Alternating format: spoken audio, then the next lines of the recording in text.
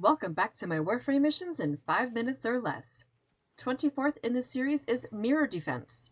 If you're familiar with the normal run-of-the-mill defense missions, then this should be an easy recap, but with a twist. This particular type of defense mission has crystals that you can farm for citrine, or gathering standing for Corvex, so let's get into some quick tips to help this mission go a little easier. Number 1. Just like regular defense missions, you are tasked with keeping the targets intact. Unlike regular defense missions, these targets do not regain health lost once they take damage unless you do the next tip. Number 2. Do not AFK for this mission. No matter which type of mirror defense mission you're running, either Tiana Pass or Munio, collecting 50 of the floating items is ideal. Every 50 items collected by the group provides overshields to the active target and summons some type of defense that inflicts status effects to nearby enemies. They also heal the targets. Number 3. The floating items are not something you can gather with abilities nor mods. What this means is that some of the beloved Warframes, like Limbo, Mag, or Vauban, cannot pull them closer for quicker gathering. Mods like Vacuum and Fetch for companions don't affect the gathering either. You literally need to get moving and running into the crystals or the glyphs to pick them up. Number 4. If you are farming for resources, I'd recommend going Steel Path.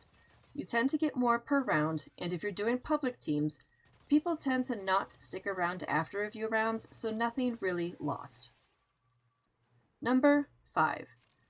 During the in-between phase, the part where you're traversing a large open gap while going from point A to point B, gathering those crystals or glyphs can help prepare the next target with overshields and the summoned defensive item.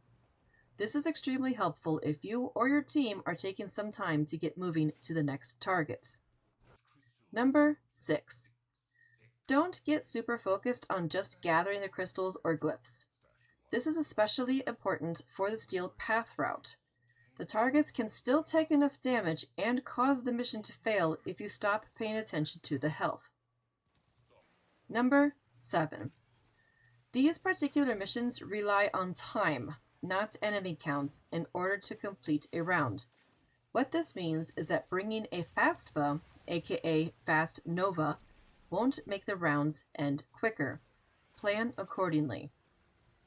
Number 8. If you need more incentive as to why you should gather the crystals or glyphs, every 50 crystals collected yields either 5 Rani crystals or 5 Beleric crystals, or 3 Stella for the glyphs. Great way of gathering extra resources. This is it for my quick mirror defense video. I hope this provided some insight into what goes on in a mirror defense and how to go about playing them. Given that these particular missions are essentially a defense mission with a bit of a twist, they can easily become a bore when farming for resources or parts. Luckily, if public teams decide to quit after a few rounds instead of going for the full C rotation, the crystals or standing still help towards getting those pesky Warframe parts. As always, if I have left anything else, feel free to leave a comment below, and I look forward to sharing my next video with you. Take care.